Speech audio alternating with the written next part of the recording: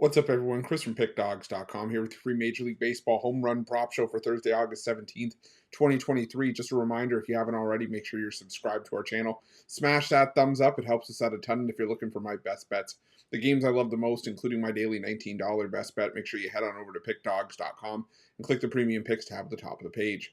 But let's get into the home run prop action for Thursday. Had a great day with the home run props yesterday. Managed to cash 5 winners. Caught a couple of those leans that we gave out as well, but we're not counting those as official plays. Still, like I said, 5 nice plus money winners.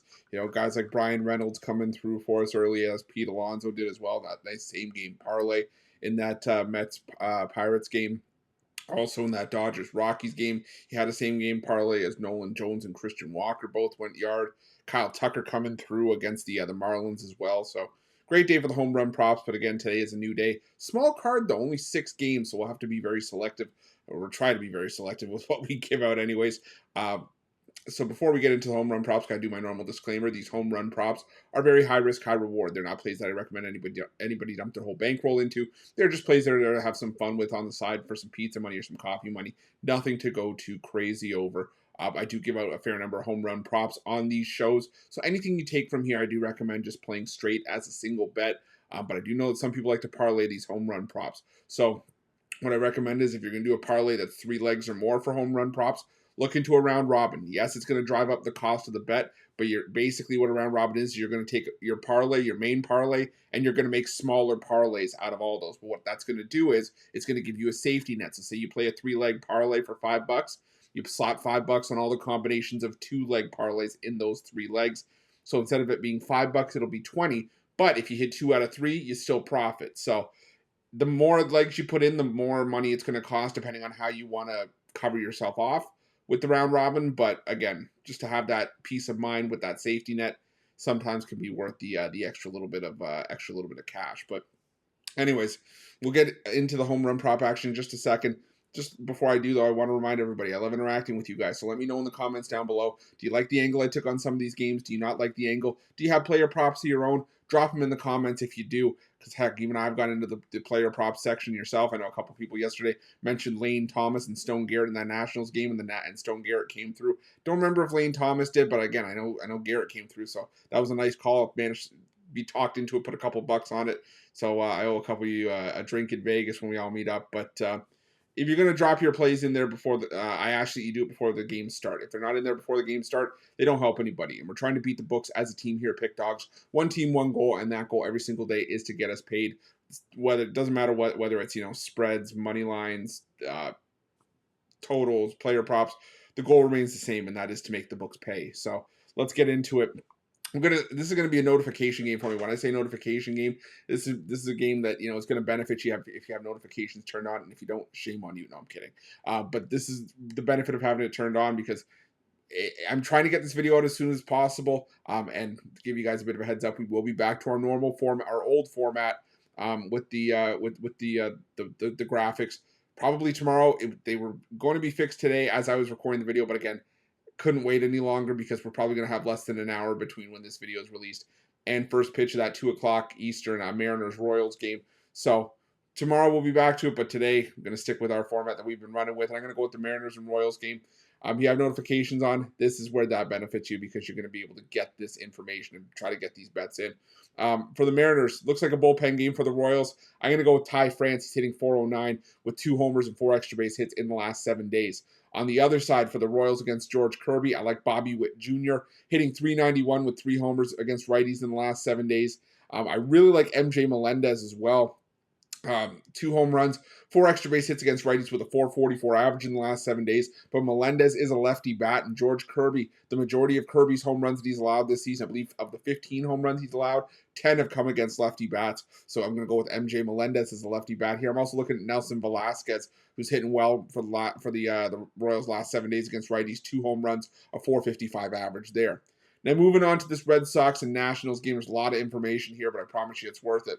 For the Red Sox against lefty Patrick Corbin. Corbin, he's pitched better as of late, but he's still allowed a home run in 4 of his last 5 starts, 7 home runs total. As well, if you go back to his last 7 starts, he's given a combined 9 home runs. Now, Adam Duvall is going to be worth a play for me for the Red Sox here. He's got a .300 average with a home run in August against lefties, but in his career against Patrick Corbin, Duvall hitting .343, and of the 12 hits that Duvall has against Corbin, 6 have gone for extra bases, including a pair of home runs. I'm also going to look at Justin Turner. It's a matchup play for me against Patrick Corbin.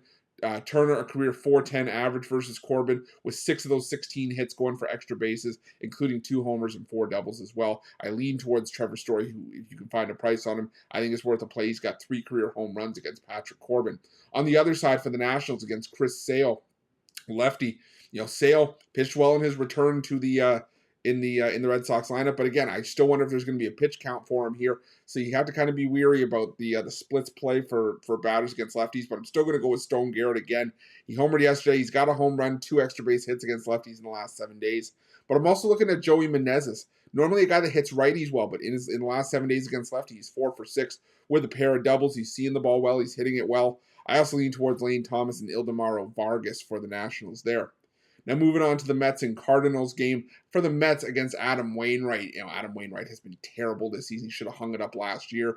He's given up 8 home runs in his last 7 starts, and ERA over 14 in those 7 starts. I'm going to go with Brandon Nimmo here. He's hitting .421 with a homer and a double in the last 7 days against righties. Also a matchup play for me here. Nimmo homered off of Adam Wainwright in the meeting earlier this season against Waino. So I'm going to go with Brandon Nimmo here for a home run. I'm also going to go with Pete Alonso. He's only hitting .150 versus righties in the last week, but 2 of the 3 hits that Alonso's put up have gone for extra bases, including a homer. So I'm going to go with Pete Alonso there. He's always a power threat for the New York Mets.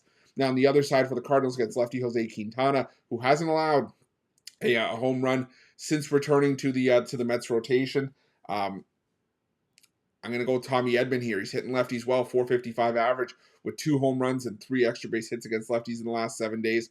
Also going to roll with Paul Goldschmidt, who's hitting .444 with a homer against lefties in the last week as well.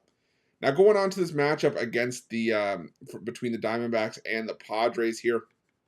I'm going to go with a few Diamondbacks here against Rich Hill. Hill's a lot of home run in 4 straight starts, and 5 home runs total, and he's also given up a home run in back-to-back starts against Arizona. So for the Diamondbacks, you're going to go with Christian Walker. He's been an absolute tear, hitting .667 with 3 homers, 4 extra base hits against lefties in the last week. He also has a home run this season off of Rich Hill. So I'm going to take Christian Walker. I'm also going to take Tommy Pham, who's hitting well for the Diamondbacks, his new team, against a former employer in the San Diego Padres. Pham hitting 3 for 9 against Hill with all 3 hits going for extra bases, including a homer, 2 doubles. He's also hitting .273 with a pair of doubles in the last week against lefties. I'm also going to roll with Lourdes Gurriel Jr. as a career 3 for 5 with a homer and a double versus Hill. And I'm also going to take Ketel Marte, normally a righty specialist, but he is hitting .286 in his career against Hill with a double and has a homer against left-handed pitching in the last 7 days.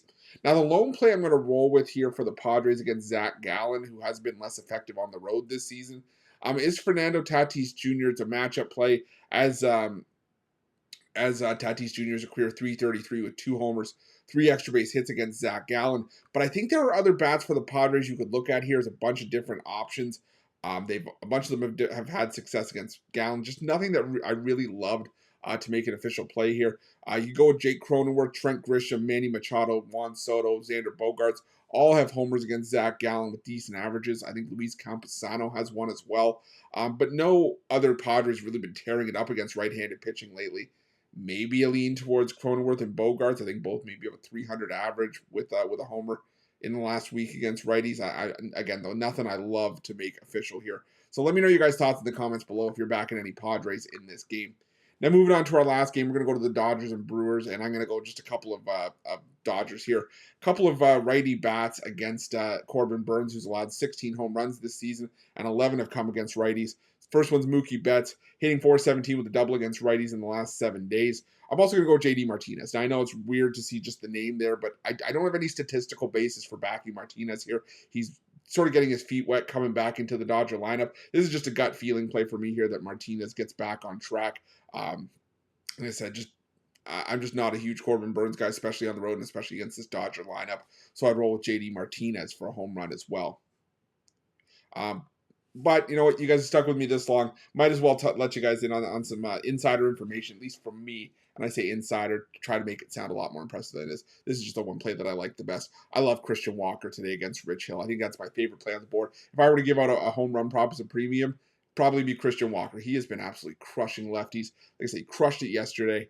And sort of back in one of those funks, or not one of those funks, but one of those grooves where, you know, don't be surprised if Christian Walker hits like 5 homers in the next week. I think he can actually do some damage, and the Diamondbacks need him to do some damage if they're going to make it back into the wild card race. So I would take a Christian Walker and sprinkle that. You know what? If you guys have anything else, maybe we can put together a parlay in the comment section for the evening game. So drop your plays in there. Maybe I'll circle back around 6 p.m. Eastern and see if we can put together a little round robin parlay for the games and see if we can make some money as a group. Just have a little bit of fun with it. Why not? It's a small card.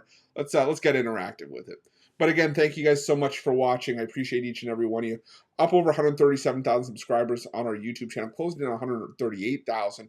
Couldn't have done it without you guys' love and support, so thank you for that. If you haven't already, smash that thumbs up, subscribe to our channel. The likes really help us out. It lets me know that you guys like this home run prop content, and make sure you have notifications turned on. Today's a perfect example of why.